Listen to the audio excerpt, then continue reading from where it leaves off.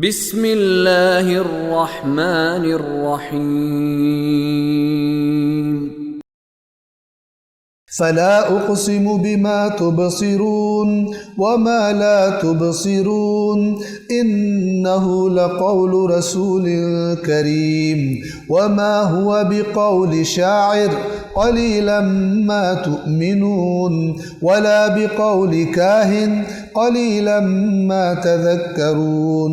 ترجمے اور وضاحت میں ہم سورۃ الحاقہ آیت نمبر 38 سے شروع کریں گے۔ آپ کو انشاءاللہ یاد ہوگا کہ گزشتہ روز سورۃ الحاقہ میں گزشتہ قوموں کا تذکرہ ہوا، اس کے بعد قیامت کے دن کے حوادث، جن کے اعمال نامے دائیں ہاتھ میں دیے جائیں گے، جن کے اعمال نامے بائیں ہاتھ میں دیے جائیں گے، ان کا تذکرہ ہوا، ان کے منہ سے نکلنے والے جملے چاہے خوشی کے ہوں اور چاہے غم اور حسرت کے، اور پھر اللہ نے اسباب بیان کیے کہ دنیا میں یہ جو اچھے لوگ تھے یہ کیا کرتے تھے، اور بالخصوص جو برے لوگ تھے ان کا یہ بیان کیا کہ یہ اللہ پر ایمان نہیں رکھتے تھے اور غریبوں مسکینوں کا خیال نہیں رکھتے تھے۔ آیت نمبر 38 سے آخر تک اللہ تبارک و تعالی قرآن کریم کی اہمیت کی طرف اشارہ فرماتا ہے۔ پس منظر کیا ہے ان آیات کا؟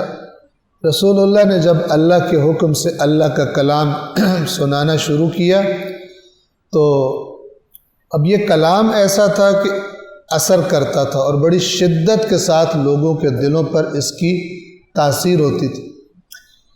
جو ہٹ دھرم تھے اور جانتے بوجھتے ہوئے نہیں ماننا چاہتے تھے، ان کا سابقہ نظام خطرے میں تھا، ان کی سرداریاں، ان کے بنائے ہوئے قوانین سب کچھ خطرے میں تھے، اور یہ بات وہ اچھی طرح سمجھ چکے تھے۔ انہوں نے ہر طریقہ اپنایا رسول اللہ کی مخالفت کرنے کا، اور یہ جو سب سے بڑا ہتھیار تھا رسول اللہ کا لوگوں کو اپنی طرف جذب کرنے کا، اس کا نام ہے قرآن کریم۔ تو انہوں نے قرآن کریم کے بارے میں بھی مختلف قسم کا پروپیگنڈا کیا۔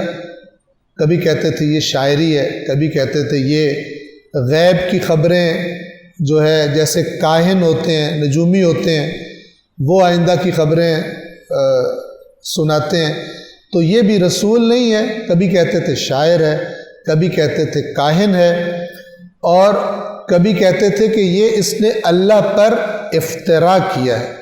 یہ قرآن اللہ کا کلام نہیں ہے، بلکہ اللہ پر اپنے پاس سے گھڑ کے جھوٹ بولا ہے۔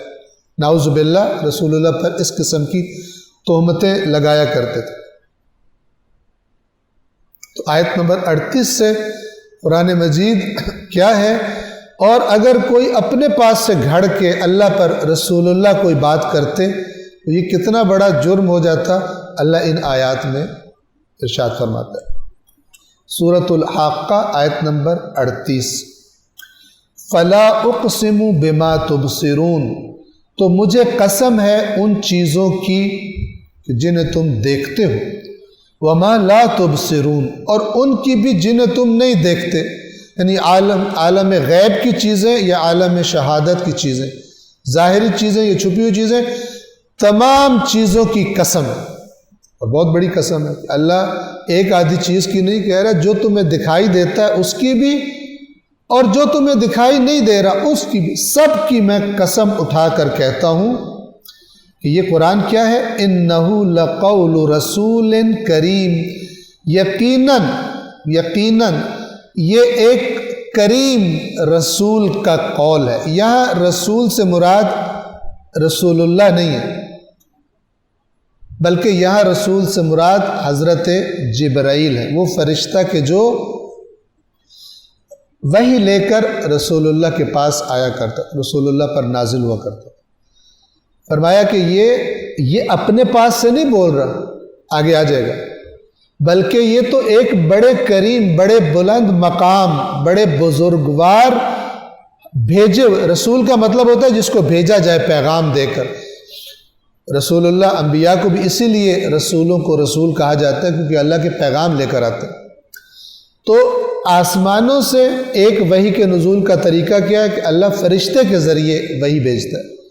خداوند عالم فرما رہا ہے کہ بڑے کریم، بڑے بزرگوار، بڑے محترم فرشتے کا قول ہے، وہ لے کر آتا ہے جس کو ہم بھیجتے ہیں، یہ مراد ہے۔ انہو لقول رسول کریم وما ہوا بقول شاعر، اور یہ کسی شاعر کا کلام نہیں ہے، یہ شاعری کی تہمت کو رد کیا۔ لیکن فرمایا قلیلا ما تؤمنون، لیکن تم تھوڑا ہی ایمان، تم میں سے تھوڑے ہیں جو ایمان لے کر آتے ہیں، اکثر تم ہٹ دھرم ہو۔ کفار کو بھی اچھی طرح ادراک تھا کہ قرآن شاعری نہیں ہے، قرآن کا انداز نہ عام نثر والا انداز تھا اور نہ شاعری والا انداز تھا، ایک ایسا نیا انداز تھا کہ جو پہلے وہاں رائج بھی نہیں تھا، لیکن ہیبت دلوں پر بٹھا دیتا تھا۔ اور یہ یاد رکھیے گا، میرے اور آپ کے لیے شاید اس کو لمس کرنا، فیل کرنا اس طرح سے ممکن نہ ہو، لیکن وہ عرب کے جو اپنے آپ کو، ان کا فخر ہی اپنی زبان تھی، اپنی فصاحت اور بلاغت پر وہ فخر کیا کرتے تھے، اس قدر کہ آپ کو معلوم ہونا چاہیے کہ یہ جو کہتے ہیں عرب اور عجم، عرب کا مطلب ہے اصل میں عربی زبان کے لفظ ہیں دونوں، عرب بھی اور عجم بھی، تو عرب کا مطلب اصل میں یہ نہیں ہے عربی بولنے والا، وہ تو اب ہو گیا، عرب کا مطلب ہے جو بولتا ہے، بول کے بات سمجھا سکتا ہے۔ اور یہ اپنی زبان کو اتنا برتر سمجھتے تھے دوسری زبانوں سے کہ دوسروں کو کہتے تھے عجم، عجم کا مطلب ہے جو گونگا ہو، یہ کہتے تھے کہ ہماری زبان اتنی طاقتور ہے بات کو سمجھانے میں، بات کو پہنچانے میں، کہ گویا دوسرے زبانوں والے گونگے ہیں اگر موازنہ کیا جائے۔ تو یہ جن کا فخر ہی ان کی زبان تھی، اللہ نے ایک ایسے شخص کی، ایک ایسی ہستی کی زبان پر اس کلام کو جاری کیا کہ جو مکے والوں کی نظروں میں ان پڑھ ہے۔ کیوں ان پڑھ ہے؟ دنیا میں کسی سے نہیں پڑھا۔ رسول اللہ مکہ میں پیدا ہوئے، مکہ میں ولادت ہوئی، اور مکہ کوئی کراچی، لاہور، فیصل آباد تو تھا نہیں، بالکل چھوٹا سا، آج جتنی مسجد الحرام ہے اتنا سارا مکہ ختم ہو جاتا تھا جو مین شہر تھا۔ تو اس میں سب ایک دوسرے کو بالعموم جانتے تھے۔ رسول اللہ بچپن سے لے کر یہ پورے 40 سال مکہ کے لوگوں کی آنکھوں کے سامنے، اور قرآن نے پیچھے گزر چکا کہ تم کیوں مجھے ایسا کہہ رہے ہو۔ اللہ تعالیٰ فرماتا ہے کہ اے رسول ان سے کہو فَقَدْ لَبِثْتُ فِيكُمْ عُمُرًا، میں نے تو ایک عمر تمہارے درمیان گزاری ہے۔ اگر پہلے مجھ میں یہ بات ہوتی تو جس شخص 40 سال میں شخصیت انسان کی بالکل واضح ہو جاتی، اگر اس 40 سال میں رسول اللہ فرماتے ہیں پہلے تو میں نے کبھی نہیں کی ایسی بات، اور انہوں نے بھی نہیں سنی تھی، بالکل نہیں تھی۔ اور وہ کلام بھی ایسا کہ جس نے چیلنج کیا کہ سارے اپنے پڑھے لکھے جمع کر لو اور اس جیسی ایک صورت بنا کے لے آؤ، اور تاریخ میں کہیں نہیں ملتا کہ کوشش کی ہو اور کامیاب، کوشش کر کے رسوا ضرور ہوئے لیکن کوشش کر کے کامیاب نہیں۔ تو یہ کلام ان کو بھی پتا تھا شاعری نہیں ہے، لیکن پھر بھی جھوٹ کہتے تھے، اور اسی لیے اللہ کہہ رہا ہے یہ شاعر کا کلام نہیں ہے، لیکن تم کم ہی ایمان لے کے آتے ہو، یعنی تمہیں بھی پتہ ہے تمہارا مرض اور ہے، تمہارے مفادات خطرے میں۔ پھر فرمایا وَلَا بِقَوْلِ کاہن، نہ کسی کاہن کا قول ہے۔ کاہن کون ہوتے ہیں؟ یہ آج کل بھی جو بیچارے اپنی جہالت کی وجہ سے پریشانی جو جن کو آ جاتی ہے، وہ چلے جاتے ہیں جی میں حساب کرانے آیا ہوں، میرا حساب کر کے دو۔ اور بھائی تیرا حساب کر سکتا تو خود فٹ پاتھ میں تھوڑی بیٹھا ہوتا، یا خود اس کسی بہت بڑی جگہ میں بیٹھا ہوتا اگر حساب کتاب کر کے اس کو غیب کی خبریں ہوتی تھی۔ تو یہ بیچارے جاہل جو ہوتے ہیں، اور وہ بھی اللہ سے دوری کی وجہ سے، اللہ پر توکل نہ ہونے کی وجہ سے پھر اس قسم کے لوگوں کے چکروں میں آ کے پھنس جاتے ہیں۔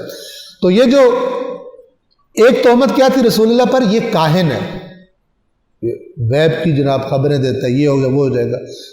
فرمایا وَلَا بِقَوْلِ قَاہن، یہ کسی کاہن کا قول نہیں ہے، لیکن تمہارا مرض وہی ہے قَلِيلًا مَا تَذَكَّرُونَ، بہت تھوڑے ہو کہ جو تم میں سے بہت تھوڑے ہیں کہ جو تم میں سے نصیحت کو قبول کرتے. تذکرون نصیحت کو قبول کر لیں. صدق اللہ العلی العظیم.